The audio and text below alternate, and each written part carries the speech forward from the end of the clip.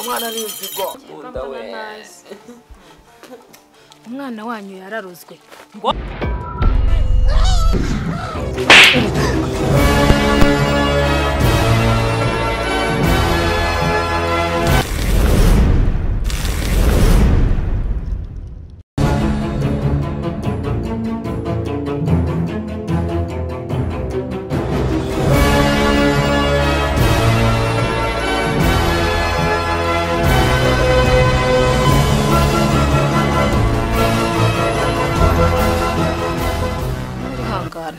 Nzakubikira ibanga.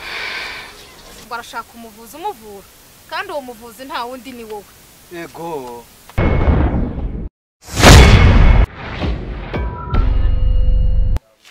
Ko ntigeze mba umupfumu nabera ibyo nzabishobora.